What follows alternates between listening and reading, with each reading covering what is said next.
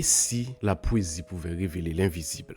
Emily Dickinson, cette voix mystérieuse et envoûtante de la littérature américaine, a su, à travers ses vers, d'une rare intensité, nous emmener au-delà de la simple réalité. Dans ses poèmes, elle explore des mondes invisibles, des émotions que peu osent nommer et des vérités cachées derrière chaque mot, chaque silence. Aujourd'hui, embarquons ensemble dans cet univers unique où chaque vers est une clé, chaque métaphore une porte ouverte sur nos propres mystères. Je t'invite à te préparer à rencontrer une Emily Dickinson que tu n'as jamais connue, celle qui murmure l'invisible et révèle l'essentiel. Dans cette vidéo, on plonge dans sa vie, ses œuvres et on découvre ce qui l'a vraiment propulsé au rang de légende.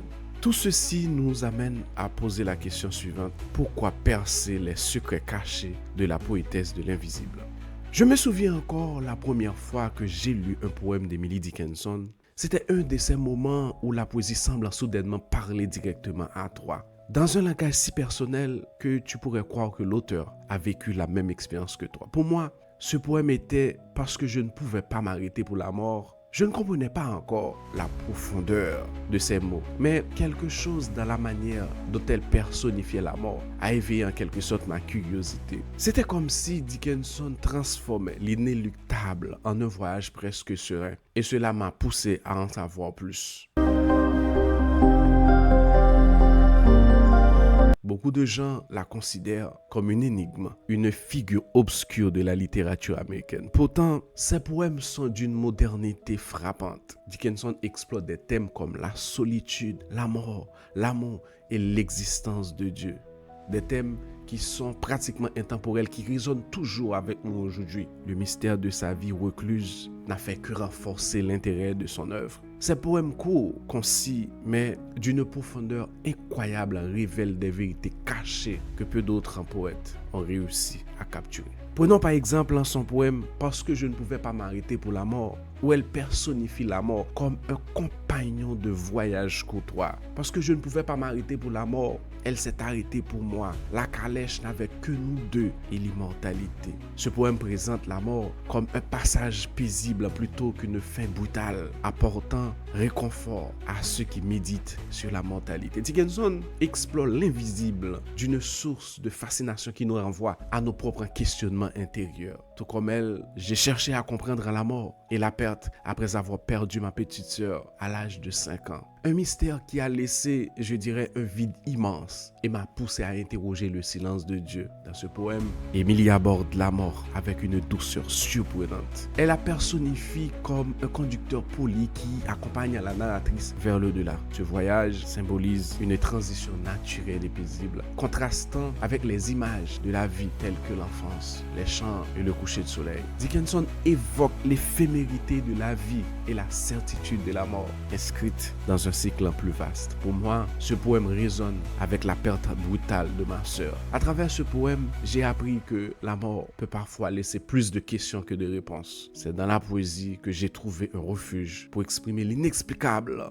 Perdre un être cher, surtout si jeune âge, est une expérience qui laisse des marques profondes. Ma petite sœur est partie bien trop tôt et ce moment a redéfini ma perception de la vie et de la mort de mon plus jeune âge. Je me suis souvent tourné vers la poésie pour combler ce vide, pour donner un sens à cette absence. Les poèmes de Dickinson, surtout parce que je ne pouvais pas m'arrêter pour la mort, m'ont aidé à faire face à cette perte. Elle présentait la mort comme une transition douce, une forme de voyage. Cette perspective m'a offert un certain apaisement. Aujourd'hui, en partageant cette réflexion avec toi, je me rends compte que la poésie a vraiment le pouvoir de transformer nos douleurs en sagesse. En pensant à cela, Steve Jobs disait « Se rappeler que je serai bientôt mort est l'outil le plus important pour faire les grands choix de la vie. » Emily nous offre une vision similaire. La mort n'est pas à redouter, elle fait partie de l'existence. Jobs voyait dans cette réflexion sur la finitude une invitation à vivre pleinement.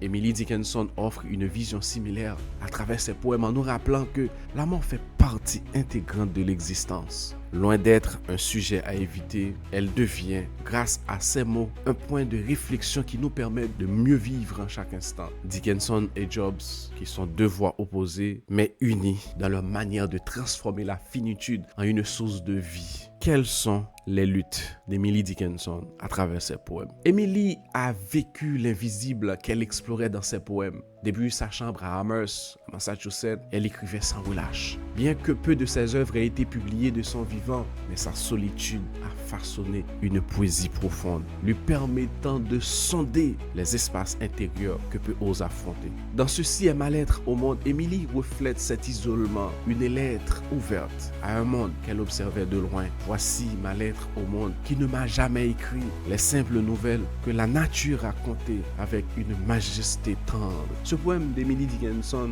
exprime un appel pour être compris, même sans avoir été reconnu auparavant par ce monde auquel elle s'adresse. Dans l'espoir est cette chose à plume, un autre poème de Dickinson, elle transforme l'espoir en un oiseau chantant sans attendre de récompense, dévoilant ainsi son talent pour capturer l'invisible à travers des métaphores qui sont vraiment puissantes. L'espoir est cette chose à plume qui niche dans l'âme et chante un air sans parole. Elle ne s'arrête jamais, est tirée d'un poème d'Emily Dickinson. Emily, à travers ses poèmes, nous emmène dans un voyage intérieur. Son retrait volontaire de la société lui a permis d'explorer les profondeurs des émotions humaines, des questions existentielles et des phénomènes sociaux. Ses poèmes, loin d'être de simples œuvres littéraires, agissent comme des guides spirituels, nous aidant à réfléchir sur des thèmes complexes tels que la mortalité, la solitude ou encore l'existence même de Dieu. Je me rappelle comme si c'était hier, lors d'un moment de grande solitude en plein Covid-19 en 2020. Je me suis plongé dans la poésie de Dickinson. Son poème L'espoir est cette chose à plume m'a particulièrement touché. Il évoque l'espoir comme un oiseau niché dans l'âme, chantant sans se lasser, même dans les moments les plus sombres. À cette époque, ces mots résonnaient fort en moi, m'aidant à retrouver l'espoir et à continuer, même lorsque tout semblait incertain.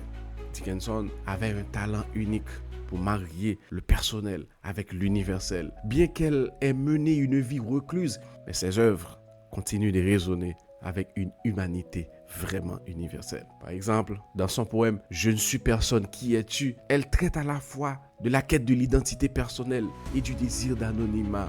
Elle parvient à exprimer cette tension entre le besoin de reconnaissance et l'envie de solitude, un paradoxe avec lequel beaucoup peuvent s'identifier. L'une des forces de la poésie de Dickinson réside dans sa maîtrise technique.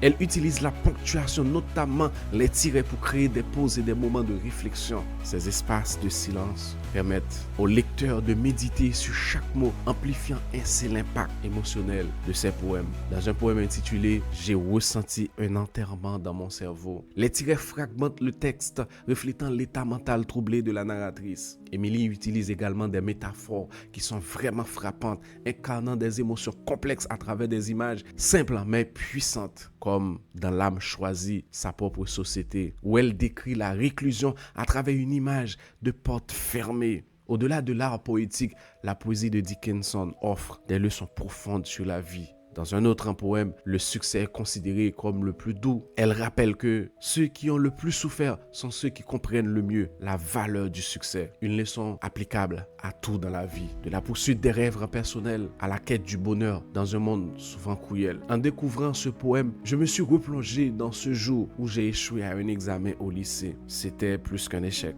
une humiliation, une déception pour mes parents et une honte face à mes amis. Pourtant, cet épisode m'a façonné. En fin de compte, je l'ai repris à plusieurs reprises avant d'avoir réussi cet examen de physique. J'ai atteint l'objectif qui me tenait à cœur avec une saveur unique. Ces mots me rappellent que chaque pas, même les plus lourds, ajoute à la grandeur du chemin et que la victoire est d'autant plus belle après les tempêtes. Dickinson a également exploré ses propres doutes, notamment à propos de l'existence de Dieu. Comme en témoigne son poème « La Bible est un volume antique ». Ces questions sans réponse sont au cœur de son œuvre, tout comme elles les ont habité son existence. Souvent perçue comme une figure distante, Emily révèle dans ses poèmes une grande vulnérabilité. Dans « Je mesure chaque deuil que je rencontre », elle exprime une profonde empathie pour la souffrance des autres, tout en révélant sa propre peur de la douleur. sa vie extérieurement calme cachait un esprit en constante réflexion. Ses poèmes témoignent de son désir de comprendre ce qui se trouve au-delà de la réalité visible, faisant d'elle une figure captivante et inspirante. Sa poésie invite à la réflexion, à l'exploration de soi. Dickinson écrivait pour elle-même, pour explorer son monde intérieur. Comme elle, écrire peut être une manière puissante de se libérer et de découvrir des vérités qui sont cachées. Son œuvre nous enseigne que même si nous ne trouvons pas toujours de réponse, le simple fait de poser des questions et de vivre avec le mystère peut nous aider à mieux coexister avec nos propres doutes et pertes. Quelles sont les leçons puissantes de Emily Dickinson à appliquer dans notre propre vie? Il y a l'authenticité. Emily a mené une vie en grande partie solitaire et discrète, laissant une poésie qui explore des thèmes intemporels avec une honnêteté et une intensité rares. Nous pouvons apprendre d'elle l'importance d'être authentique, de suivre notre propre chemin sans trop nous soucier du regard des autres. La deuxième chose, c'est la passion pour son art. Dickinson a écrit près de 1800 poèmes, mais seulement une poignée a été publiée de son vivant. Elle n'a jamais arrêté d'écrire. Non pas pour la reconnaissance, mais par pure nécessité créative. Cela nous rappelle que la passion ne doit pas dépendre des récompenses extérieures. Que tu sois un personnel de santé, un artiste, un entrepreneur ou encore un professeur, trouvons ce qui nourrit notre âme et s'y consacrer pleinement est en soi un accomplissement. La troisième chose, c'est l'introspection et la profondeur. Emily Dickinson passait des heures à méditer, à observer la nature et explorer sa propre psychologie. Ses poèmes, souvent courts mais profonds, montrent la richesse que l'on peut trouver en regardant vers l'intérieur. Elle nous enseigne l'importance de prendre du temps pour comprendre notre monde intérieur, car c'est là que réside une sagesse unique. La quatrième chose, c'est la résilience face à la solitude et à la douleur. Emily a connu des moments de solitude intenses et elle a souvent exploré le thème de la mort et de la souffrance dans ses écrits. Mais au lieu d'échapper à ces sentiments, elle les a affrontés, les transformant en œuvres de beauté et de réflexion. Elle nous montre comment la douleur et la solitude peuvent être des sources de force et d'inspiration, au lieu de devenir des obstacles à notre épanouissement.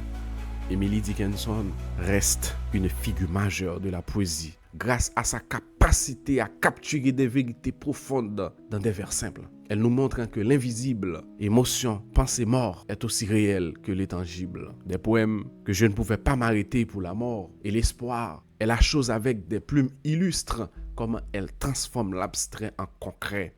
Emily nous a rappelé que la poésie n'est pas simplement des mots posés sur du papier, mais une exploration de l'invisible, de ce que l'on ressent sans pouvoir le dire. À travers ses vers, elle nous a invités à embrasser nos silences, nos mystères, nos profondeurs. Peut-être que le vrai pouvoir de la poésie réside dans ce qu'elle nous laisse à deviner, dans ces fragments d'infini qu'elle nous tend sans jamais les expliquer. Alors, la prochaine fois que tu liras Emily Dickinson, rappelle-toi, chaque mot est une invitation à explorer l'invisible en toi. Continue de chercher, de ressentir, de rêver comme elle l'a écrit. La poésie est la lumière qui nous fait voir. À la prochaine.